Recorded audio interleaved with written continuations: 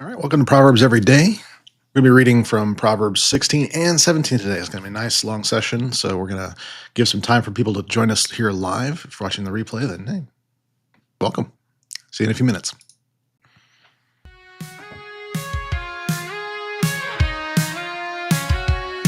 Better dry crust with peace all around than a house full of feasts with anger unbound. A wise servant will come to rule over disgrace, claiming inheritance with a calm, steady pace.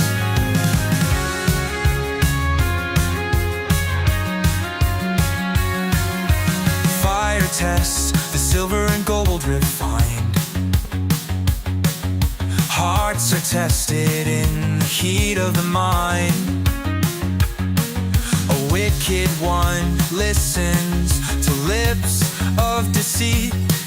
A liar enjoys every malicious treat. Hold your tongue if it spews out lies. Gossip spreads like wildfire to the skies. Wisdom walks, it doesn't run.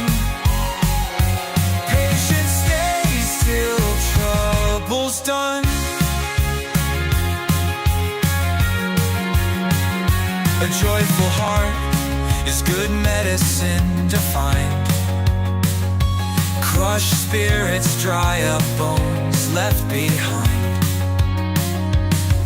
A friend loves at all times, standing near, as a brother born from adversity's tears.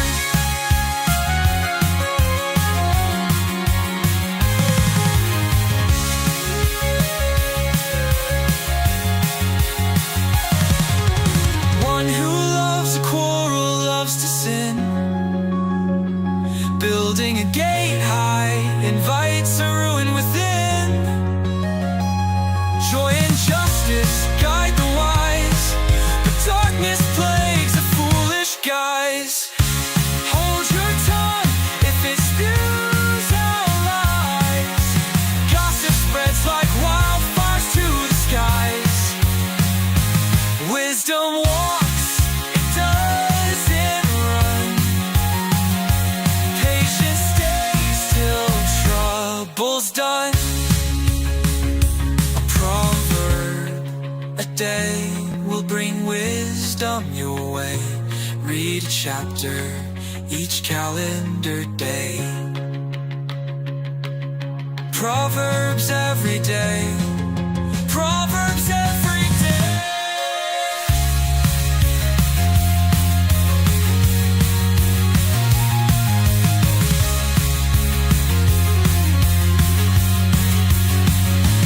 Hold your tongue if it spews out lies. Gossip spreads like wildfires to the skies. Wisdom walks, it doesn't run. Patience stays till trouble's done.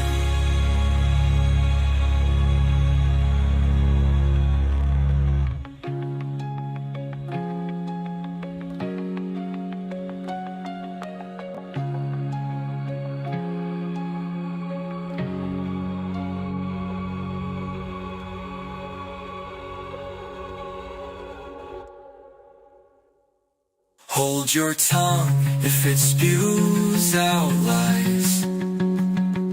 Gossip spreads like wildfires to the skies. Wisdom walks, it doesn't run.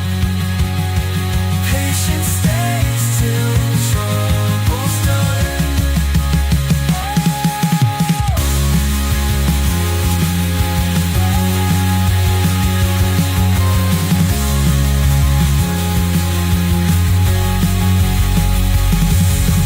Proverb a day will bring wisdom your way. Read a chapter each calendar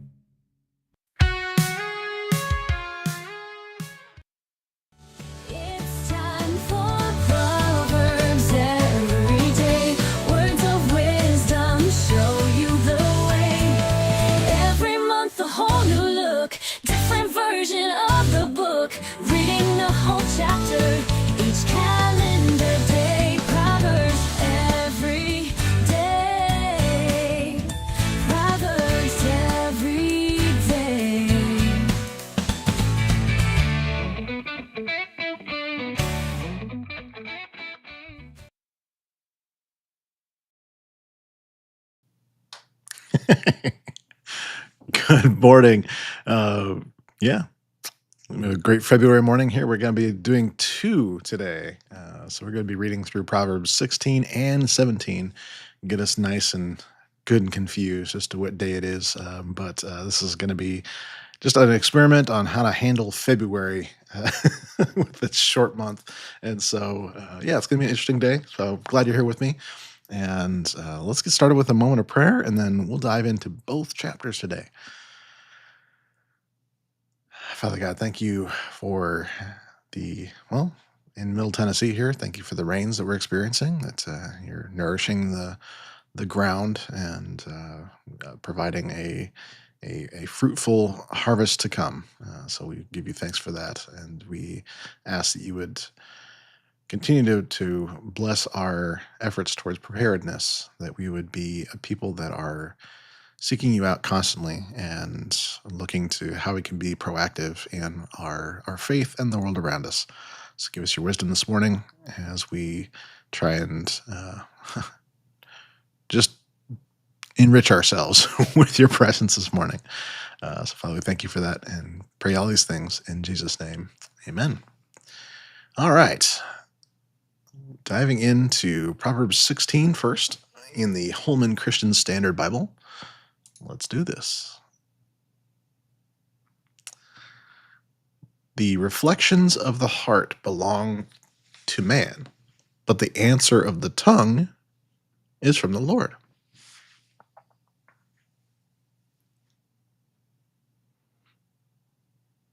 I like that, belong to man.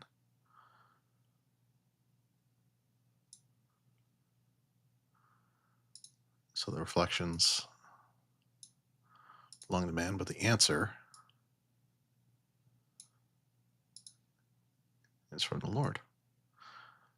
Actually, I kind of like that. It's not what you'd expect to hear, but it's what we get when we actually do reflect. The answer becomes from the Lord. It's not us speaking at that point. It's us being a conduit, which is really cool. All a man's ways seem right to him, but the Lord evaluates the motives, our ways, spirits. So again, it's not our ways, it's our motives.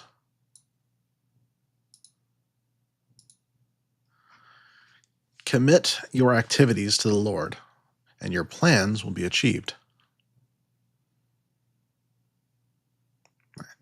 I'm apparently doing a lot of highlights today, but this one's going to be a green highlight for me because this is actually, one of those that, yeah, I do a lot of planning, and some of the plans get achieved, some of those don't.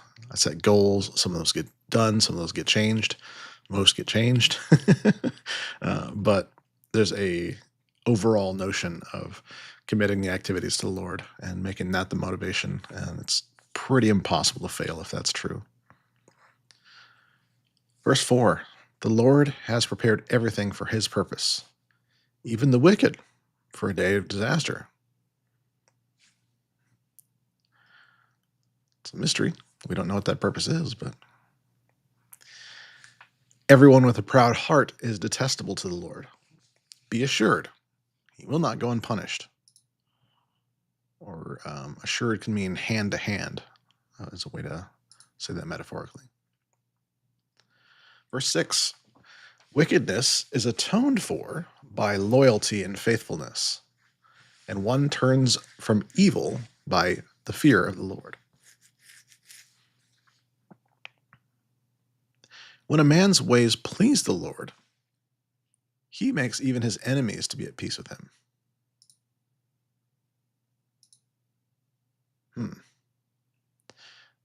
is actually a little bit of a interesting note here. So this is capitalized here, indicating it's the Lord is making his enemies be at peace with him. But the footnote is not capitalized, indicating that it's the man with the ways that makes even his enemies to be at peace with him. More specifically, the ways make even his enemies be at peace with him. It's an interesting difficulty there in how to how to interpret that. I think they all work, is the honest truth. But it's when our ways are to please the Lord that makes even his enemies be at peace with him. Hmm. Yeah, it's very interesting to look at that and kind of just notice that it all works, but it's semantics, I guess. Verse 8: better a little with righteousness than great income with injustice. You have that in between there. A man's heart plans his way, but the Lord determines his steps. It's kind of one of those we make plans and God laughs. Yeah, that's what we're talking about here.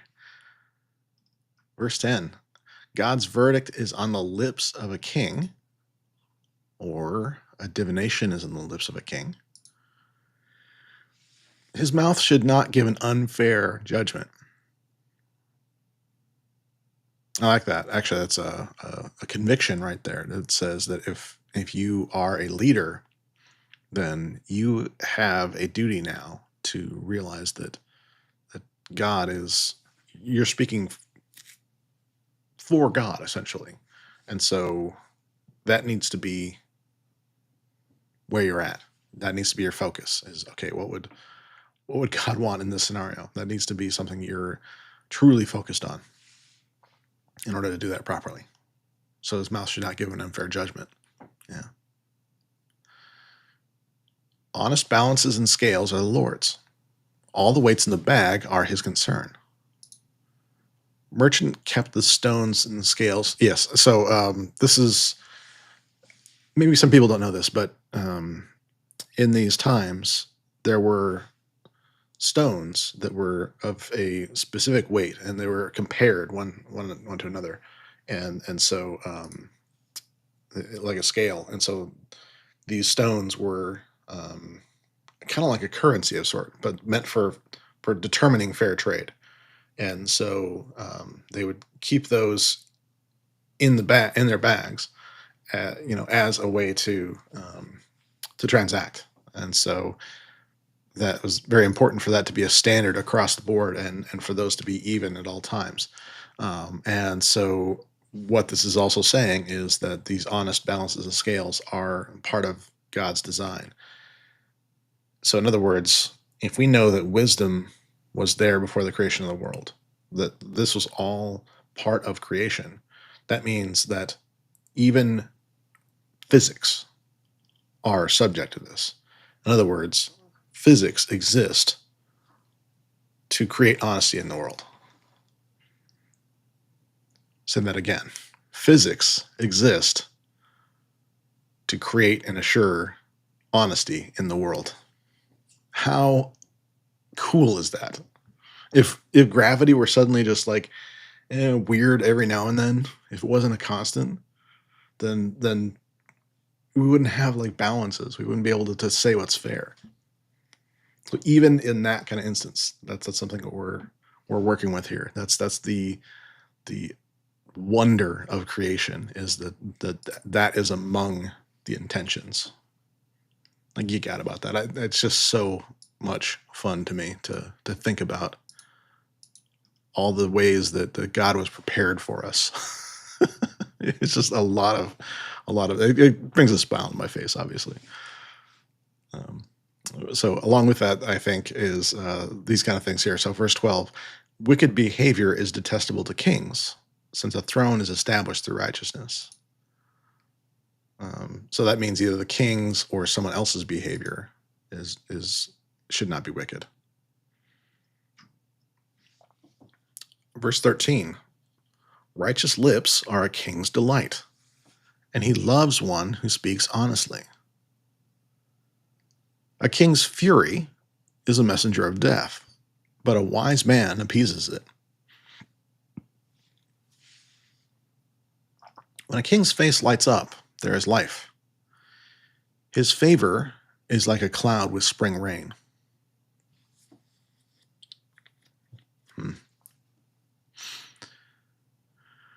Verse 16: get wisdom, how much better it is than gold. Get understanding. It is preferable to silver.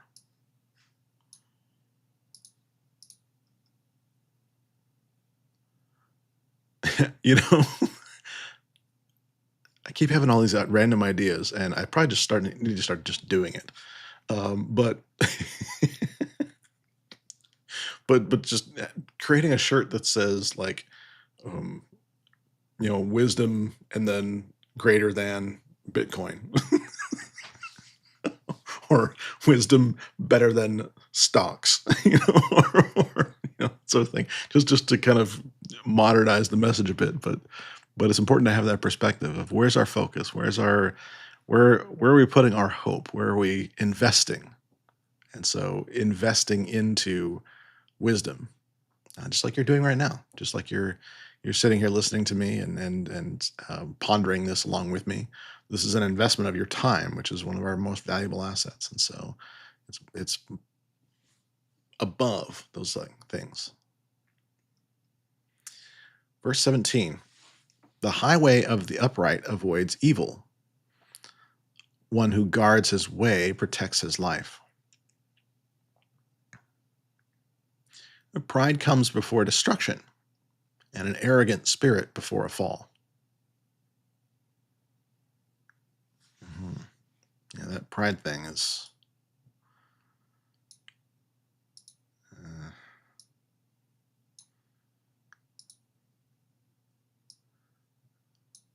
yeah,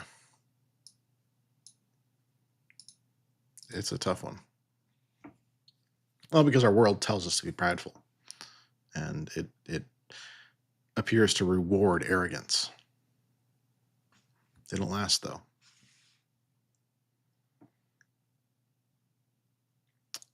Better to be lowly of spirit with the humble than to divide the plunder with the proud. So some translations might read afflicted on that. But I like that they made it humble because it actually gives a counterpoint to the one above. Because now you're, lowly of spirit will be humble, but dividing the plunder of the proud. So you're coming right back into this. It's like these four verses form a so you can have these patterns that you have the top, the middle, and the bottom, but it's more like it can be kind of flipped around in a circle kind of a thing. It's it's a cool kind of thing where the thing that was at the top now becomes what is kind of the answer, and so it's answered and comes back around kind of thing. It's a cool visual for me. So if that's helpful to you sometimes to see how this helps our learning to have these circular kind of things where the order of the verses is very important. It's very cool stuff. Verse 20: the one who understands a matter finds success, and the one who trusts in the Lord will be happy. Anyone with a wise heart is called discerning, and a pleasant speech increases learning. Or sweetness of lips increases learning. Insight is a fountain of life for its possessor, but discipline of fools is folly. A wise heart instructs its mouth and increases learning with its speech, or learning upon its lips.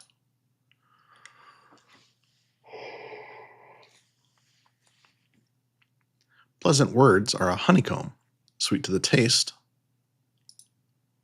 or the throat, and health to the body, or bones. Health to the bones. Makes fat the bones. There is a way that seems right to a man, but the end is the way to death.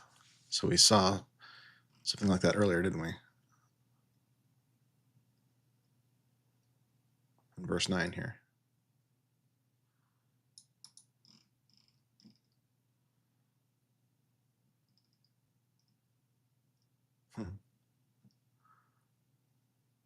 So in other words, we shouldn't be seeking our way, but God's way.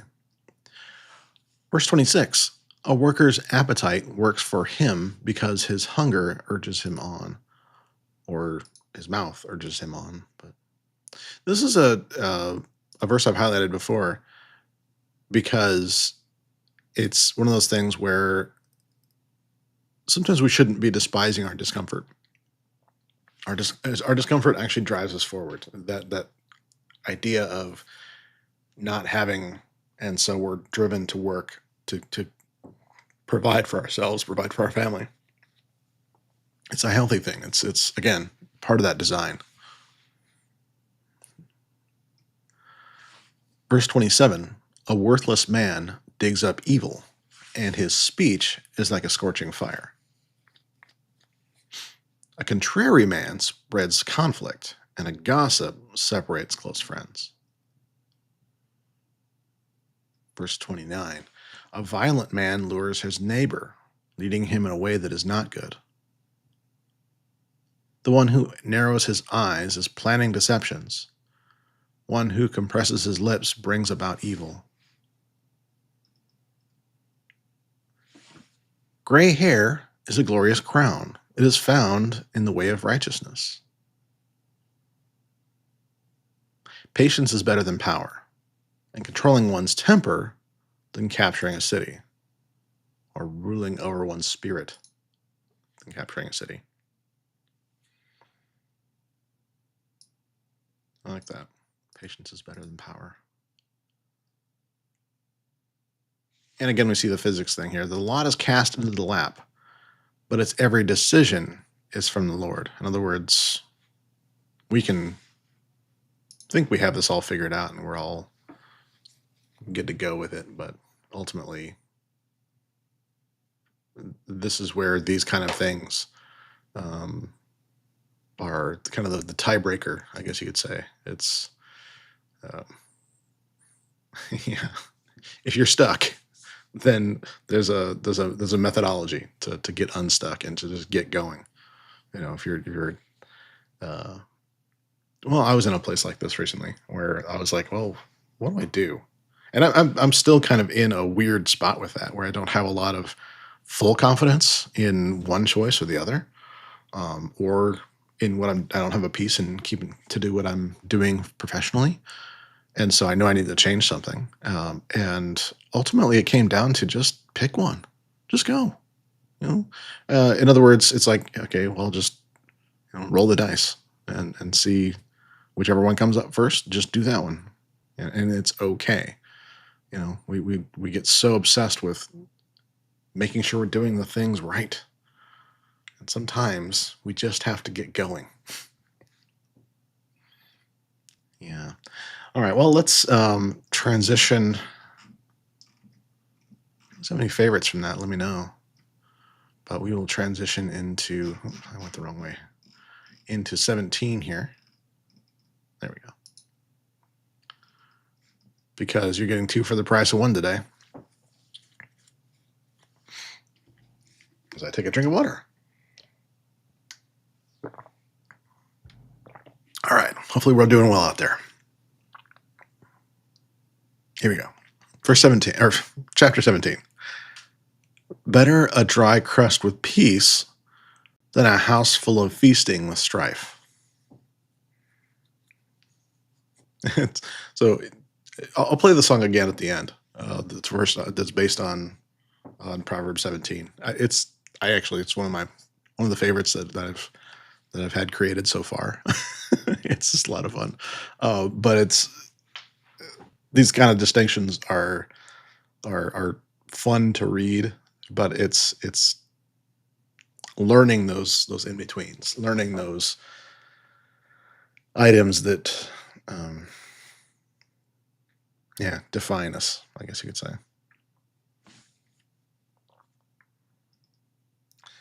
Verse 2, a wise servant will rule over a disgraceful son and will share an inheritance among brothers. So, in other words, it's wisdom that prevails. If you're disgraceful or foolish, then you don't just automatically get that inheritance, do you? So, a wise servant will end up ruling. even though it's not his default position. So it's a wake up call for anybody who's like got a sense of entitlement about them. A crucible for silver and a smelter for gold, and the Lord is the tester of hearts. Did a video about this a couple months ago. You can see the Buffalo video talking about this, where we don't like to talk about the Lord being the tester of hearts, but that is the reality here. That we have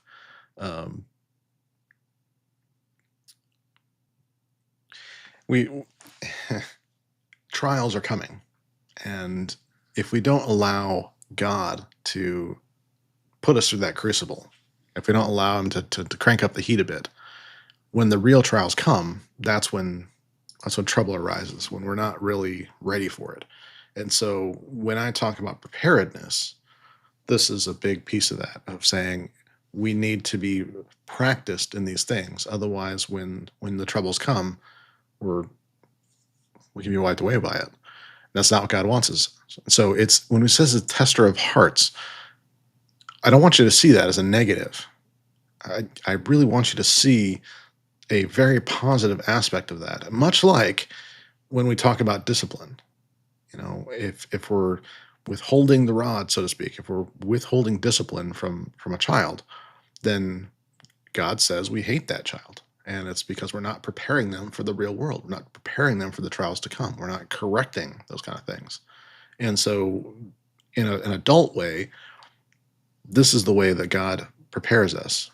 He puts us into challenges. He puts us through tough times to see what our character is.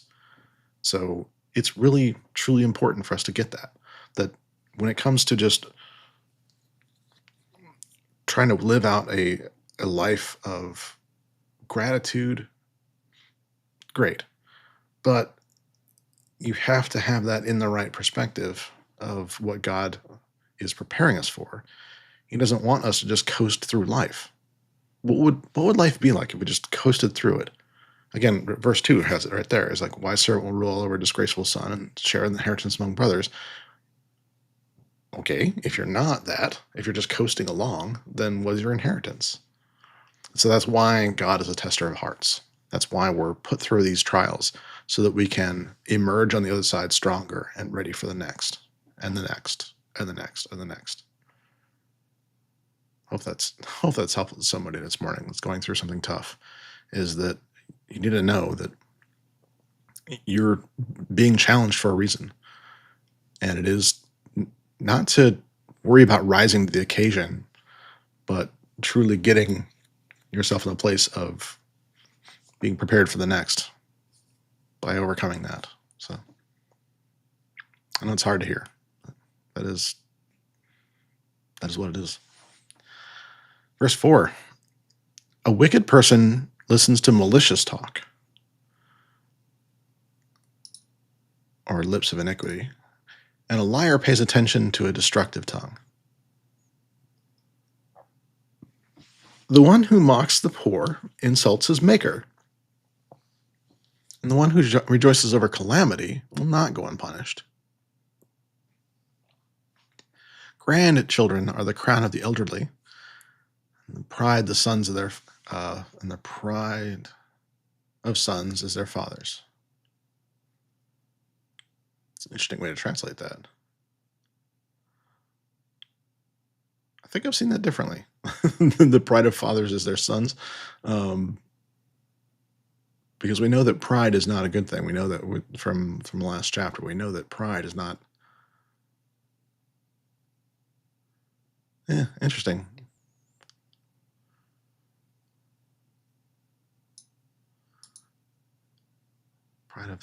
Being pride of the sons is their father's crown. Okay, I guess that kind of makes sense like that. Just a weird way to translate that, I guess, or weird way to say that. Is it eloquent? Eloquent words are not appropriate on a fool's lips. How much worse are lies for a ruler?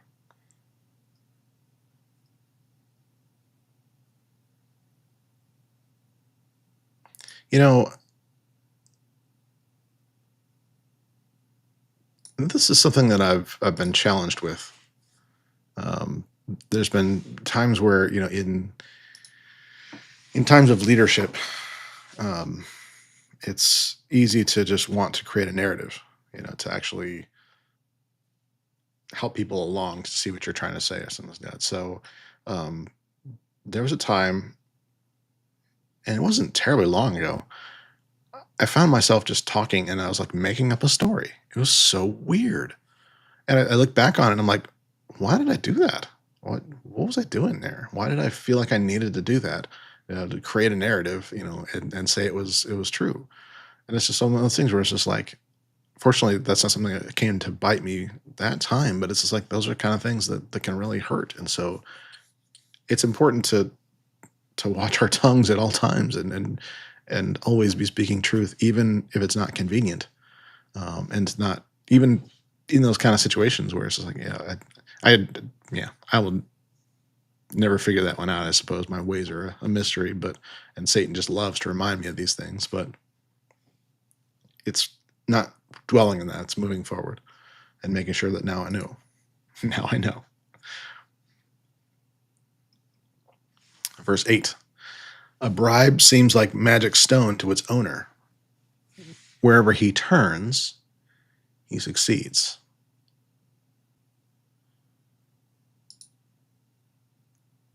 That's a weird one. A bride seems like a magic stone to its owner.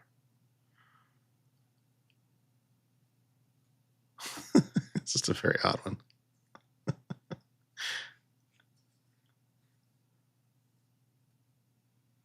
Very odd. And I think we've looked at that one before in cross references and things like that, and found that it really is not necessarily saying that we should be bribing. It's just more of this thing. So it's like it's not the it's a temporary means to success. It's a um, yeah. It doesn't always work. Verse 9: Whoever conceals an offense promotes love, but whoever gossips about it separates friends. Again, that gossiping thing, just yeah, so yicky. A rebuke cuts into a perceptive person more than 100 lashes into a fool. So we're getting back to what I was saying earlier about if you can take a rebuke, it's one of those things where it's like if you can make something of that, otherwise you're just a fool. Uh, let's not do that. An evil man seeks only rebellion. A cruel messenger will be sent against him, or a merciless angel will be sent against him. Interesting.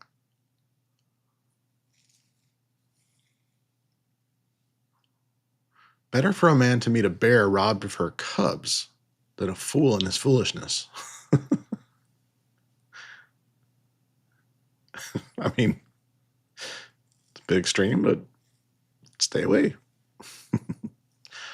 If anyone returns evil for good, evil will never depart from his house.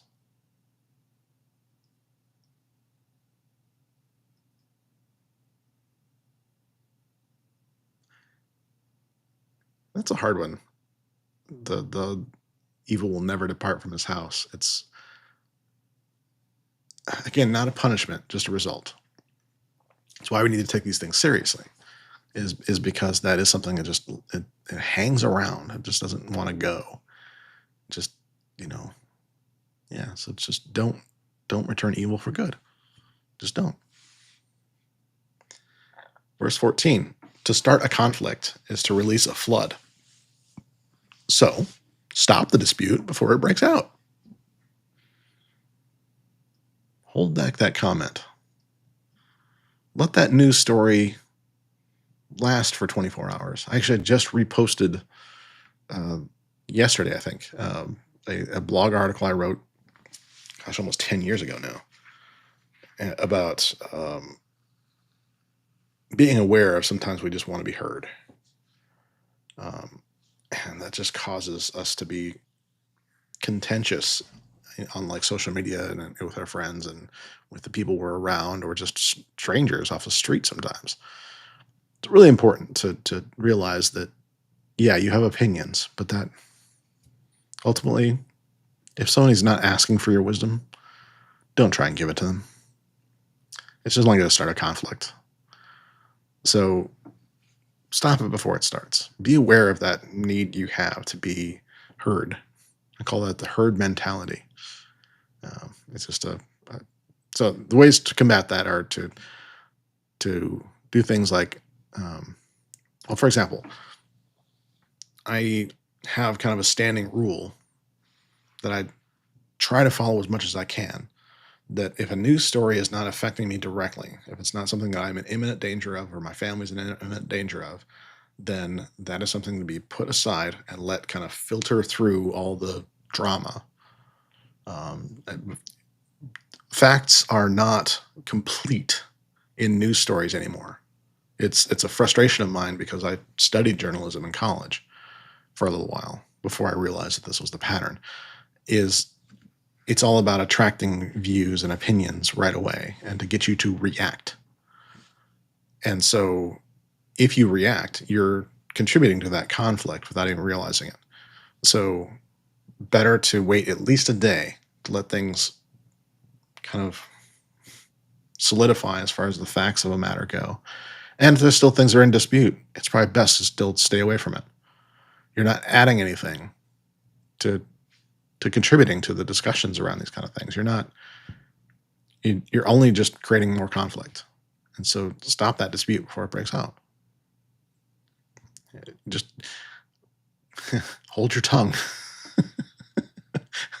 We're going to play that song again. Verse 15, acquitting the guilty and condemning the just, both are detestable to the Lord. And what we talked about in the last chapter here.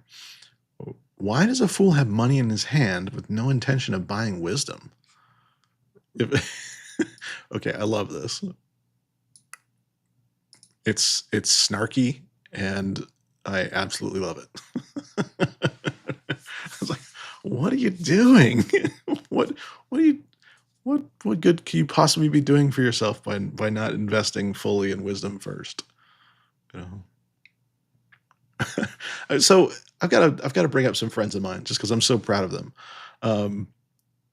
They recently retired, and it's like all of a sudden it's like unleash the hounds of what they want to learn and what they want to do, and it's just like the same kind of concept here where we're just saying, okay, well, let's invest in these things, invest in these things with your time now and your finances even, but it's really cool to see that it becomes something where there's a hunger for it, and it's just really it brings me a lot of joy to see, and that sort of thing. It's just really cool. So in other words, the fool would just have money in hand and just like, oh, what am I going to spend money on? Da, da, da.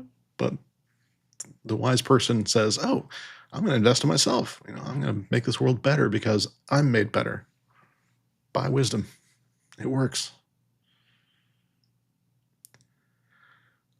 Verse 17, a friend loves at all times, and a brother is born for a difficult time.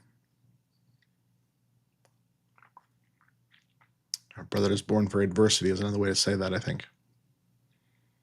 But a friend loves at all times. One without sense enters an agreement and puts security up for his friend. Or one without sense shakes hands is another way to kind of have a way to indicate the agreement. But putting security for a friend, it's like one without sense does that. Yeah, they're a friend, but are you really going to promise to pay back something if they don't? That's just not a wise way to go. One who loves to offend loves strife. One who builds a high threshold invites injury.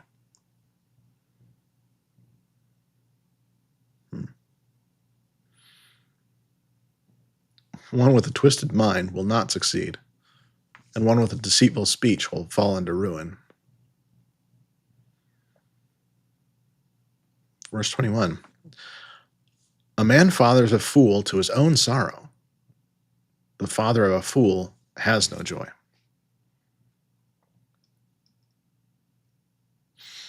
Verse 22. A joyful heart is good medicine, but a broken spirit dries up the bones. A wicked man secretly takes a bribe to subvert the course of justice. So that's a bribe thing again. Wisdom is the focus of the perceptive, but a fool's eyes roam to the end of the earth. It sounds exhausting. Verse 25. A foolish son is grief to his father, and bitterness to the one who bore him. It is certainly not good to find an innocent person, or to beat a noble for his honesty, or to beat a noble unfairly.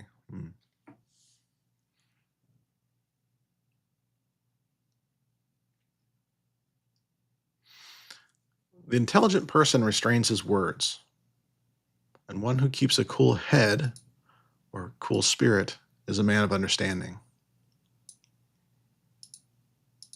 So again, it's right there back with that. Even a fool is considered wise when he keeps silent, discerning when he seals his lips. So yeah, in other words, it really is just staying silent. It's amazing how people will just assume you know what you're talking about if you're just keeping quiet about it. So it's one of those things where it's just like restraining your words. Even a fool who does that is considered wise. So how much more so will you be considered wise by restraining that? And if you wait for the invitation, if you're invited to speak on a matter or to give your opinion, once a fool is invited to that, they'll just spew out stupidity. But an intelligent person, one who is calm and collected and keeps a cool head, looks towards understanding things, that is someone who will give a good answer. But giving that good answer when you're not asked for it, it's inviting trouble. It's inviting conflict. It doesn't really work. Yeah. Anyway, I hope this was helpful to you today. I think there's a lot of here. Plenty of preaching. That was good for you. We'll be back tomorrow. I'm actually going to give myself a little break here, and then I'll be pre-recording tomorrow's broadcast. So join us for chapter 18 tomorrow. We'll be jumping ahead a bit, but we'll be doing that, and then I'll be inviting folks to join me at my church and whatnot. But good stuff.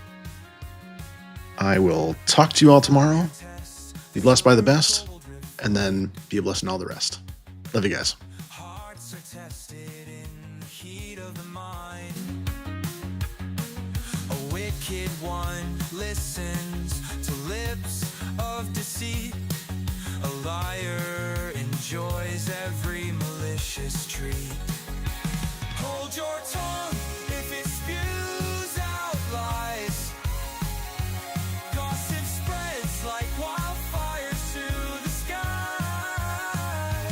Wisdom walks, it doesn't run. Patience stays till trouble's done.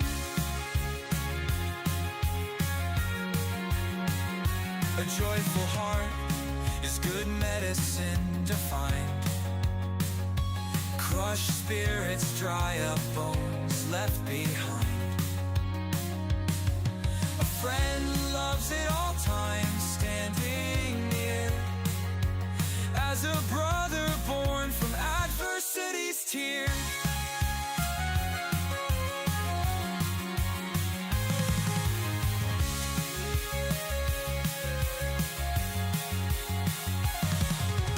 One who loves a quarrel loves to sin. Building a gate high invites a ruin within. Joy and justice guide the wise, but darkness plagues the foolish guys. Hold your tongue if it spews out lies. Gossip spreads like wildfires to the skies. Wisdom walks, it doesn't run. Patience stays till trouble's done. A proverb a day will bring wisdom your way.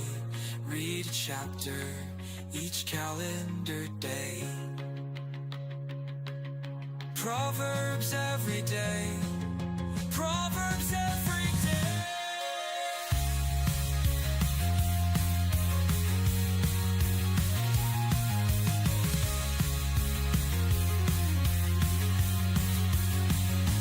Hold your tongue if it spews out lies. Gossip spreads like wildfires to the skies. Wisdom walks, it doesn't run. Patience stays till trouble's done.